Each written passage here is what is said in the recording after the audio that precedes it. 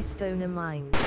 Hey there, how's it going? Are you good? Brilliant. Today I've got vibes. I gave these a bit of a free air test because somebody wanted to see them free airing. So free air base test in the previous video. Also, I tested these out. I gave you a bit of a sound demo. If the microphone is not placed right there, you don't get a very defined stereo. Check out the previous video if you want. Anyway, in this video what I want to do is something to this box. So the person that's made the box says that they are 0.245 cubic foot. Now I'm not too sure what that guy's talking about because I've measured this myself and it's come out to 0.12. So these boxes are a little smaller than I would have liked. And I did have something planned for them, but I might have to put that on hold. What I'm going to do in this video though is stick a port inside this box. Not like the second to last video that I made. That was a mess around. If you didn't realise, I like to mess around in my videos, and this is part of that. Just think of me as somebody that makes silly videos, that is all. So what I'm going to do now is stick a gigantic port into this box. Okay, so this right here is the port that's going to go inside the box, and it's quite long, 50 inches. So in the first 6x9 speaker box mod video, what I did was I made this hole right there. And that was to fit a port. And this is the port that I fit.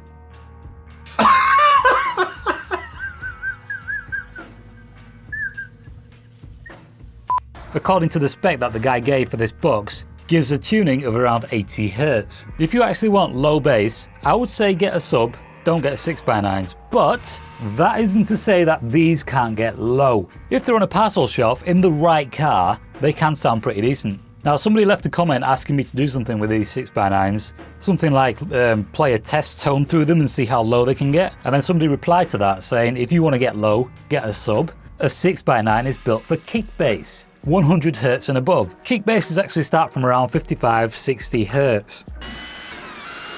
But he also said that they usually have no low frequency response.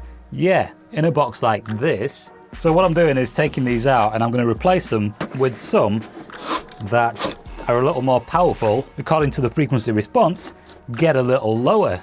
And the replacement to the vibes are these. So the other speaker to this is misaligned and it touches as you push it down. So it doesn't really matter if I end up blowing these in the process of testing, etc. So I'll just hook these up quickly. That goes there. This one goes here. Now before we even test these boxes, I'm going to say right from the get-go that if I was to tune these boxes, if I was to put a port into these boxes and tune it, I would have them tuned to around 45 Hz. Okay, so we're going to compare the sound between this one, which is the original box, and then the other box, which is ported. So what I'll do is, with the other box, I'll stick my port into it. The other box is going to have a giant port put into it, which will give it a tuning of around 45 Hz, according to my calculations, and 25 Hz according to the guy's calculations that made this box. Okay, so here we are in FL Studio. If you don't know what FL Studio is, it's software in which you can make music. So what I have here are some kicks. These are synthesized kicks. They're not actual kicks. I've got some kick samples. So these on the side here are all samples of kicks and stuff. So if I say press one of these like that, and then press a down arrow on my keyboard, we can go through them. And then when I go over to here, it actually tells you the frequency of those kicks. So like that person was saying in the comment that kicks start around 100 Hz. No, they actually start at under half that. So these are starting around 47 Hz, 48 Hz. Mainly these 808 kicks, they actually start from below 50 Hz. 100 Hz is up here and not a lot of kicks actually even start from around there. That one there, that starts at around 76, and if I keep going through them, they start to get a little higher, but I'm pretty sure that I've never come across any that start at around 100 Hz. But yeah, this is not the point to what I'm doing. What I'm doing here is actually setting up 808s for this 6x9 test, so you're not going to hear this because it's actually playing through my headphones. I'll play this now and you'll see where the kicks come on this. So I'll just press play. Alright, so I just made this a little bigger so you can see it. The frequencies we have, let me just let this get to the start again. We have 58. That one was 46. I'll let it come back to the number 46. That one is 46, 39, and 35, I think. Yep, 35. So we've got 58, 46, 39 and 35 Hertz. Okay, so I've just turned this on. I tried putting my microphone up against the headphones to play this, and it sounded like poo. Probably exactly how the 6x9s will sound in the box with the port on it. So I'm just going to play this and you'll know what to look out for now.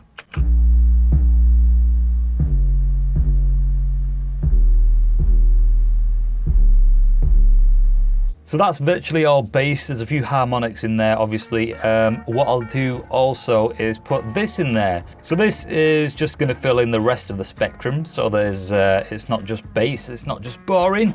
It's a bit weird, but yeah, whatever. I'll play this now, and once again, you'll know what to look out for.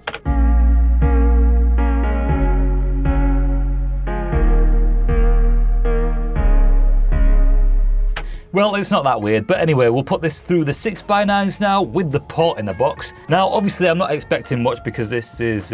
Nope. All right, so to the 6x9s we go. Okay, so I'm going to ask you a quick question here. Which of these boxes do you think is the one that's ported, left or right?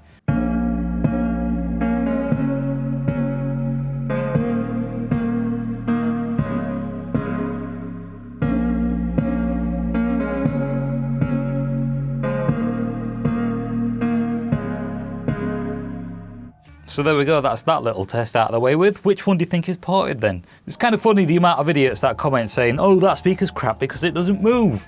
Well, if you knew anything about boxes, you wouldn't say that, would you? Now, I'm not going to be able to place the 6x9s on top of these Adams because the port is going to be really tall. So I'm going to be placing them right there. And the way I'm going to be sticking the port into this box is by putting this into it first, like that. And that doesn't go all the way down. So that's going to stay right there, and here's proof. So that goes onto this box, which is actually a Vibe box, and then this thing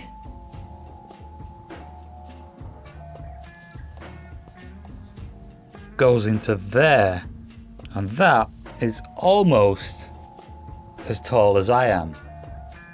Okay, so as you can see, there's no port in the top of the box, and if I press play on this track, you'll see the speaker move quite a lot, like you just did. But when I put the port into the box, you'll see it stop moving so much. That means the port's actually working, so check this out.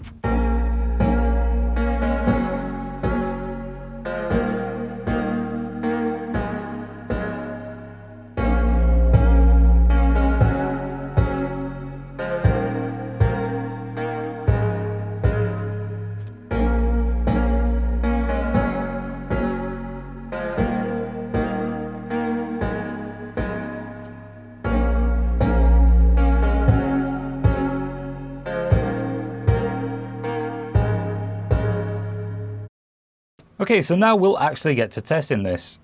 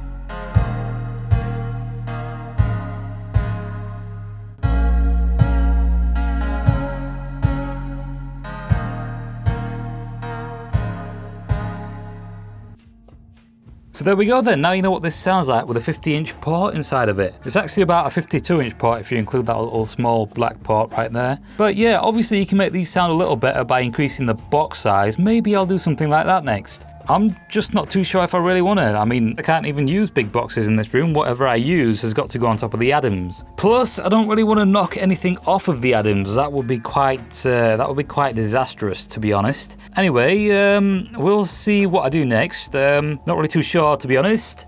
But that's the 50-inch port. inside a very small box. Well, it's not fully inside, but yeah, you get the point. So yeah, I hope you enjoyed this. If you didn't, never mind. I will see you in the next one.